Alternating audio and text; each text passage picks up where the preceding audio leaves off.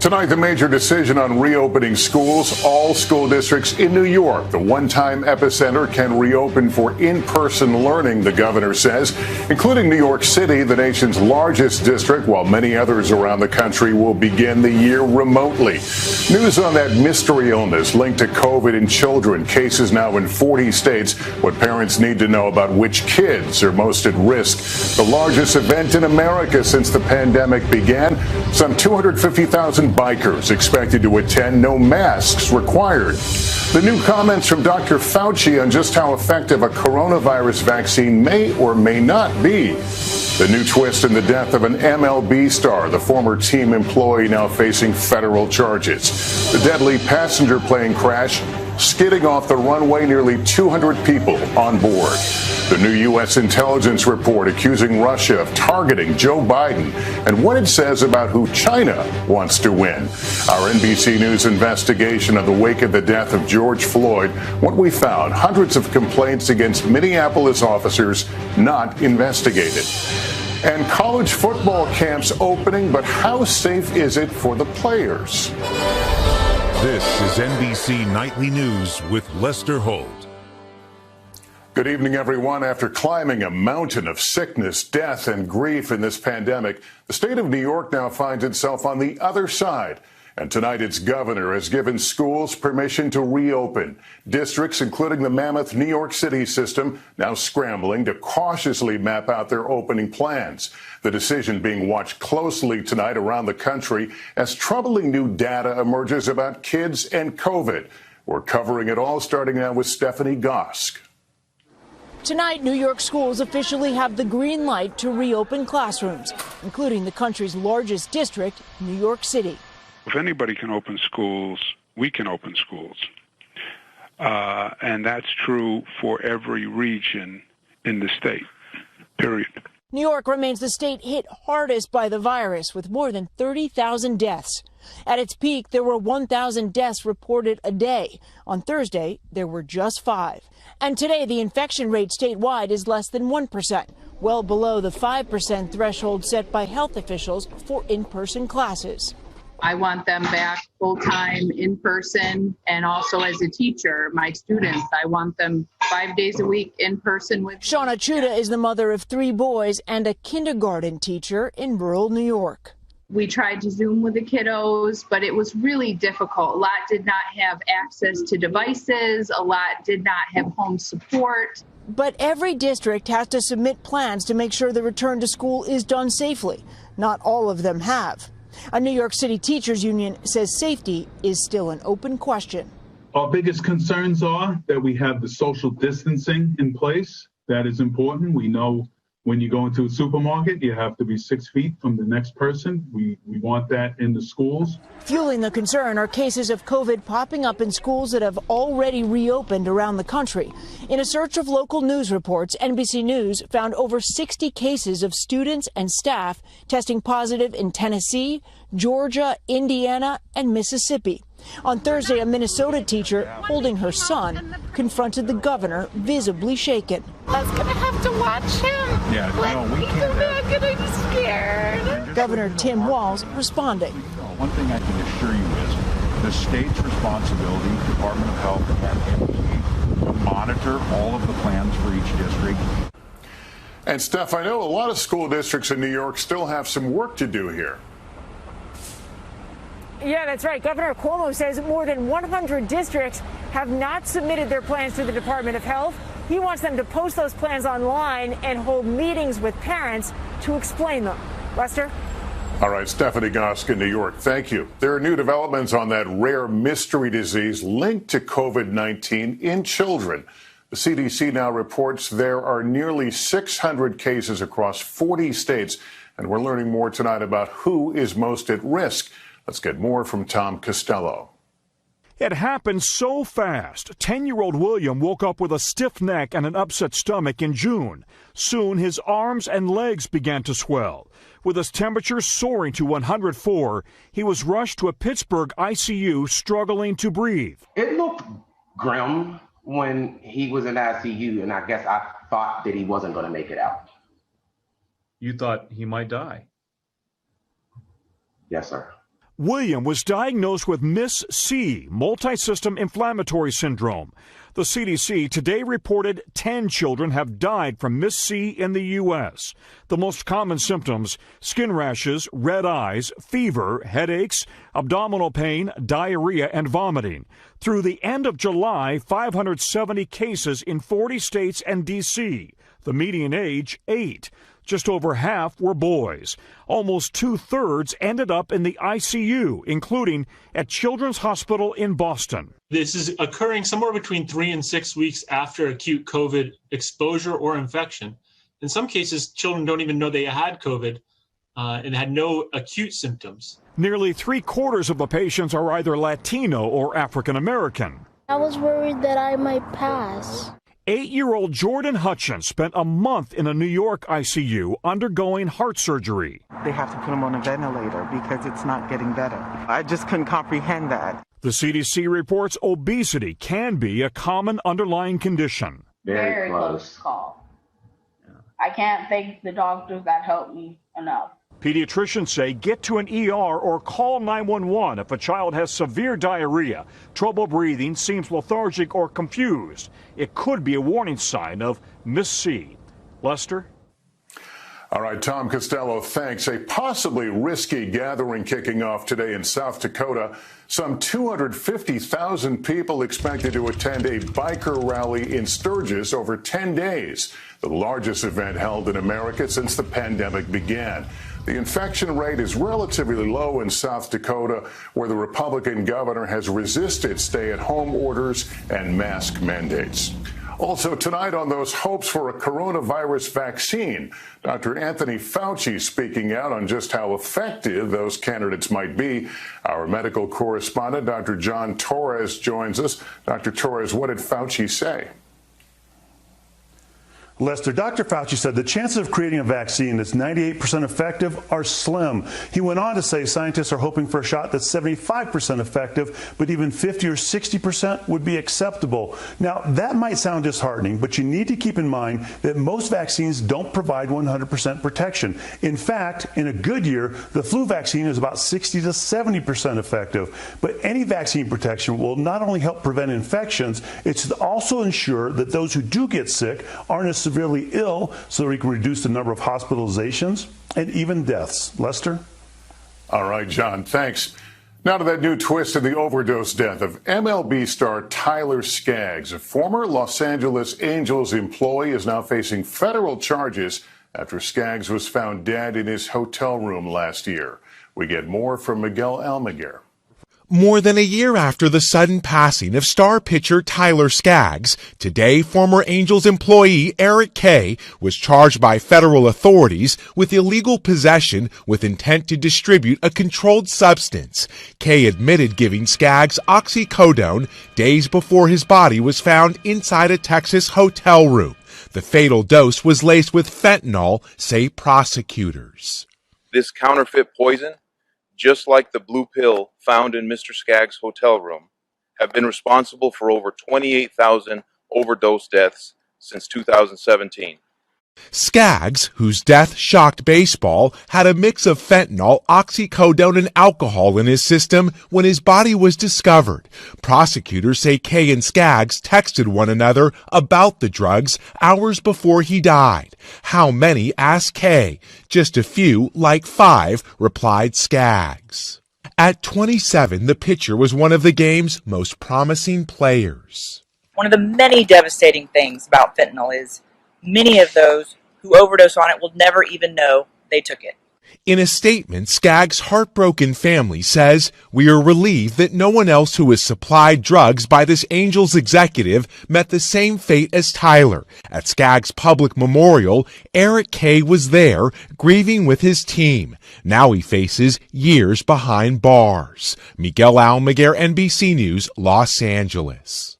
Another major story we're following tonight, the horrifying passenger plane crash. At least 16 killed when an Air India Express plane skidded off the runway and split in two. Our Bill Neely now on what happened. In torrential rain, rescuers surround a crashed Boeing plane that minutes earlier had skidded off the runway. Passengers still trapped in their seats, water hosed on it to stop fires. The plane is in two pieces. It fell 30 feet down a ravine and split open. 190 people on board what was a government rescue plane for Indians stranded abroad because of coronavirus. The Air India jet had flown from Dubai. As it approached Calicut Airport, the rain was heavy and visibility poor. It slid and hurtled off the runway. Among the passengers, 10 children. Of the 2 pilots, 1 is dead. Dozens are injured, but most of the injuries are light. Locals calling it a miracle. Dozens more people weren't killed. Lester? Horrifying images. All right, Bill, thanks. There is breaking news tonight from President Trump holding a last-minute news conference this evening. Peter Alexander at the White House now with late details. Tonight, the nation's top counterintelligence official in a striking new statement reveals who our key foreign adversaries want to win the presidential election.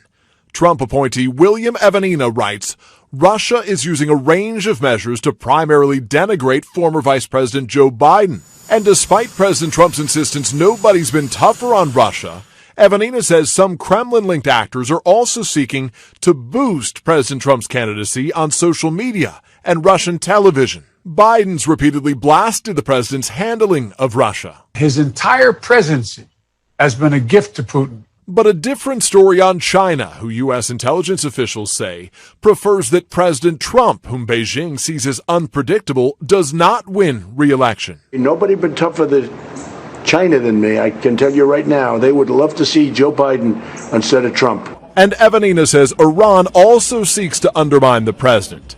Democrats praising the statement, but arguing Russia poses the biggest threat. Tonight, the White House says the U.S. will not tolerate foreign interference in our electoral processes. Meanwhile, here at home, news signs the economy is slowly recovering, adding nearly 1.8 million jobs in July, lowering the unemployment rate by nearly a point to roughly 10%. The number's better than expected, but there are still 13 million fewer jobs than in February, the month before the economy shut down for the pandemic. Late tonight, with negotiations on more coronavirus relief collapsing, the president saying he's prepared to sign executive orders. We're going to enhance unemployment benefits through the end of the year. Tonight, the president says he's also prepared to defer the payroll tax, but there's a question whether he has the legal authority to do all of it. Lester? All right, Peter, thanks. Time is running out for small businesses to secure federal money to stay afloat. They have until tomorrow to apply for PPP loans. Stephanie Rule with an update on a small business that was shut out the first time around. It's been an uphill battle for small businesses in America. We really did not think when this all started that we were going to be able to make it through. We first met Rhonda and Ricky Atkins in April, struggling to bring in business. For small businesses, these funds are going to make or break most of us. But the fate of their Virginia seafood restaurant changed when they got approved for a loan through the Paycheck Protection Program. We are in a much more solid position than when we started. We were able to keep everybody on staff. The government program was created as a quick fix to save jobs and cover business expenses during what many lawmakers thought would be a temporary disruption. But the rollout was bumpy. Many banks were not prepared to process the initial flood of applications for the first $350 billion, which disappeared in just 13 days. So Congress added another $250 billion to the pot. But guidelines on how and when the money had to be used were strict and changed after the loans were approved, confusing many small business owners. Since April, $521 billion have been distributed. But Christina Chacho in Reno, Nevada didn't get any of it. 90% of my accounts had closed down. So the single mother wasn't able to save the bakery she and her daughter spent years building. The loan would have kept me going. It would have kept me afloat until the pandemic, hopefully ended. When I got rejected for that, all of those dreams kind of just went down the drain. Last week, they left their home for good to move back in with their parents. It's wiped out everything I've worked so hard for. At least 300,000 small businesses have already closed for good. In April, this Florida boutique was operating online only, bringing in about 11% of what it normally would. All of a sudden, it came to a crashing halt. Glynis Donnelly was using her personal savings to pay her 8 employees until receiving a PPP loan from a small community bank. This was a lifeline. This was absolutely a blessing and very, very much needed and appreciated. I'm able to sustain enough to pay all my bills. I still haven't paid myself fully yet, but that's okay. I'm getting there. And there's still $128 billion in PPP money left on the table for small business owners, and they have until tomorrow to apply. Lester? All right, Stephanie, thank you.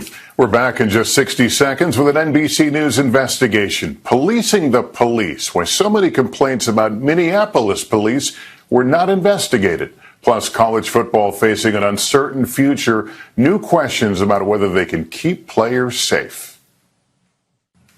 This week, a move to disband the Minneapolis Police Department was delayed until at least next year, a measure proposed after the death of George Floyd. Now, an NBC News investigation in partnership with our affiliate Care 11 has found the department has a history of misconduct complaints that were never investigated. Here's NBC's Gabe Gutierrez. Idreessen Brown says he was sitting in his Minneapolis apartment 4 years ago watching a movie with his now wife when he heard pounding on the door. I kept asking, who is it? And finally, by like the third time, they finally announced that it was police. 4 officers said they were responding to a call from a neighbor about a domestic dispute. As soon as I opened the door, the officer grabbed me by the collar and snatched me out into the hallway, and he placed his arm under my neck like this, and he got upset and threw me down a flight of steps. He threw you down a flight of stairs? Yes. He says the officers forced him into a squad car, but instead of taking him to jail, he says they brought him to an alley and beat him. I thought I was going to die. I thought it was over. I thought I was never going to see my wife again.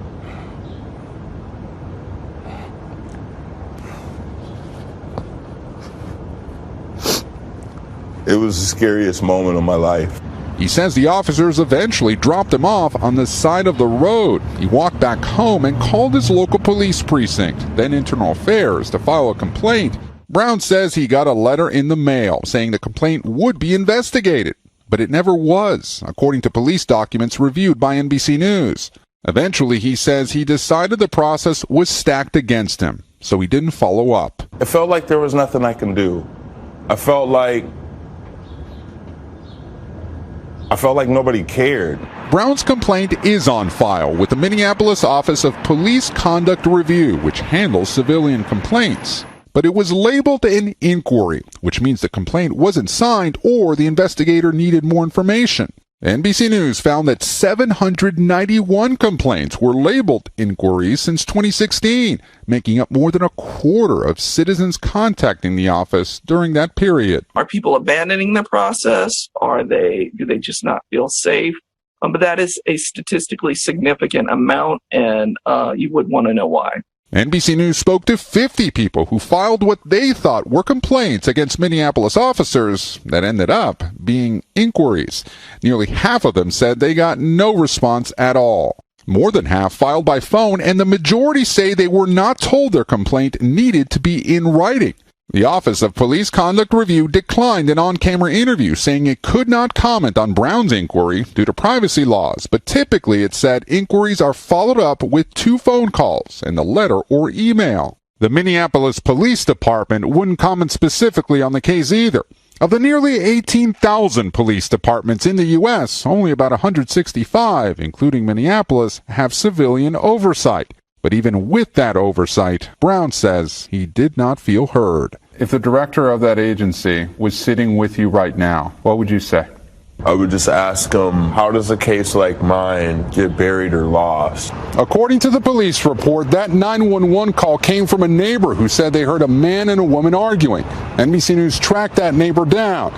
That person lived 6 houses away and across the street. Brown was never charged, Lester. All right, Gabe Gutierrez tonight. Thank you. Still ahead, an inside look at how some colleges are trying to keep athletes and coaches safe in order to save the football season. We're back now with the debate over the upcoming college football season and the schools weighing whether getting back in the game is even worth the risk. Kerry Sanders reports. College football now with a new set of rules and regulations to protect players and coaches. At the University of South Florida in Tampa, the first day of practice today. Every player testing negative for coronavirus, but for how long? Football inherently in conflict with social distancing because players hit. It is a challenge for sure. But I think, as athletes and as coaches, we're kind of built on taking on challenges and facing adversity. Today, Big Sky joining other conferences postponing and in some cases canceling the season. The $7 billion a year collegiate football industry, sidelined by a virus, now anything but certain. USF quarterback Noah Johnson hopeful in what is his last year of eligibility. I'll be able to hang my cleats up and hold my head high and be proud. There's so much money at stake, which is why these leagues are even powering through at this point. Unlike some professional sports where athletes are in a bubble, in football, both professional and college, there is no isolation. The playbook on how this is all going to work out is still unwritten. Lester? All right. Kerry Sanders, thank you. When we come back, a mother-daughter team beating COVID together. Finally tonight, the inspiring news we all need to end the week. A round of applause in Junction City, Kansas for Catherine Donlevy and her mom, Fernanda, both now COVID-free and getting out of the hospital together. 83-year-old Fernanda saying she's relieved her 61-year-old baby girl is okay. Love to hear stories of people beating this thing. That's Nightly News. Thank you for watching, everyone. I'm Lester Holt. Please take care of yourself and each other. Good night. Hey, NBC News viewers, thanks for checking out our YouTube channel. Subscribe by clicking on that button down here and click on any of the videos over here to watch the latest interviews, show highlights, and digital exclusives. Thanks for watching.